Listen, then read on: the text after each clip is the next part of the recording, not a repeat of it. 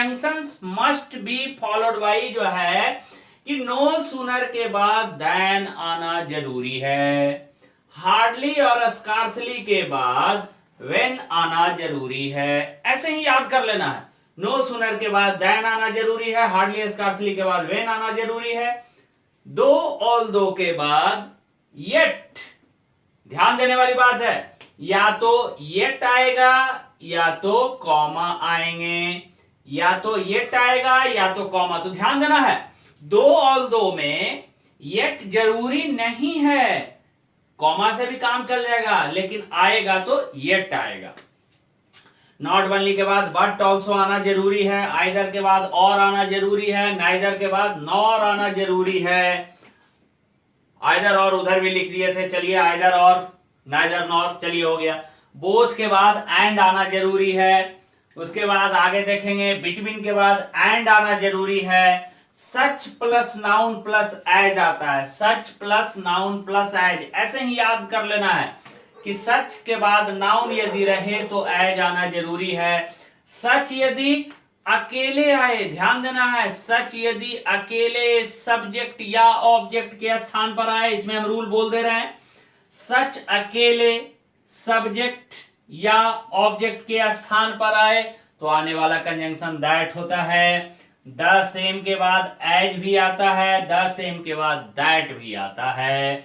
अब कैसे याद करना है, द सेम के बाद एज कब आता है, तो एज हमेशा दे सकते हैं, एज में कोई गलती नहीं है, लेकिन द सेम के बाद दैट तभी आएगा जब इसके बाद सब्जेक्ट प्लस वर्ब हो।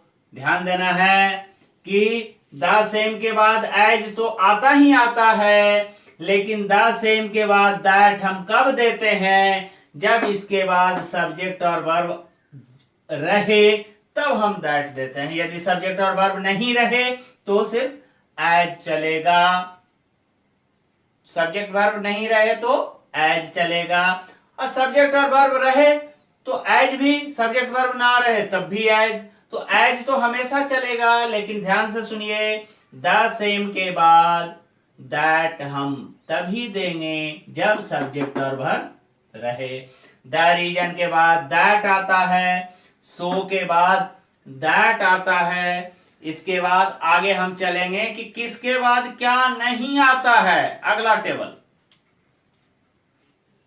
तो आइए आगे देखते हैं, ये जो लिस्ट लेकर आए हैं इसमें कि इसके बाद ये आता ही नहीं है, ये याद रखना। पीछे अभी बताया कि आता है, ये आएगा ही नहीं।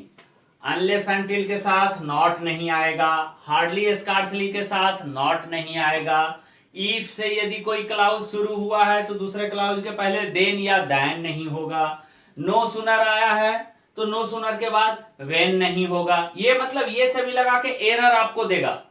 तो उधर से हम बताए थे कि नो सुनर के बाद दैन होता है, वो याद रख लीजिएगा तब भी काम चलेगा, ये याद रखिएगा तब भी काम चलेगा। बिटवीन के बाद एज वेल एज नहीं होता है। जब कोई वाक्य सिंस, एज और बिकॉज से शुरू हो तो दूसरे वाक्य के पहले देयरफॉर या सो का प्रयोग नहीं होता है। लेस्ट यदि आया रहे वाक्य में तो लेस्ट के रूप में जब कंजंक्शन हो तो लेस्ट के बाद नॉट नहीं आएगा। दो, ऑल्दो, इवन दो, ध्यान देना है, दो, ऑल्दो, इवन दो के बाद बट नहीं आता है, येट आता है, उधर से येट बताएं और कॉमा बताएं।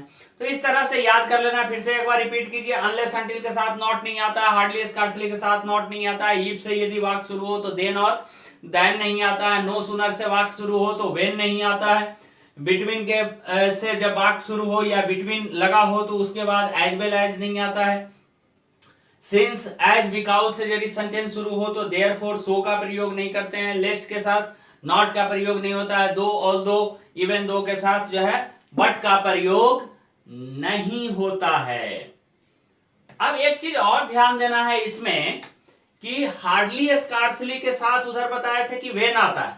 क्या बताए थे कि वेन आता है, हार्डली स्कार्सली के साथ वेन आता है, देन नॉट तो नहीं आता है, देन या देन ये भी नहीं आता है। हार्डली स्कार्सली के बाद क्या आता है, व्हेन आता है, देन और देन या नॉट नहीं आता है। अब आगे देखिए, थोड़ा सा ये रह गया था पीछे, थोड़ा सा रह गया था क्या कि आने वाले में से ये जो आता है, लेस्ट के बाद शुड आना जरूरी है, so that, that, in order that, पिछले वीडियो में भी चर्चा किए थे कि so that, that, in order that के बाद में या माइट का प्रयोग करते हैं, और शुड का प्रयोग कहां करते हैं जी, तो लिस्ट के साथ करते हैं। लिस्ट के बाद शुड आना जरूरी है, so that, that, in order that के बाद में या तो माइट आना जरूरी है। ध्यान रहे, में प्रेजेंट या फ्यूचर रहने पर और माइट पास्ट रहने पर।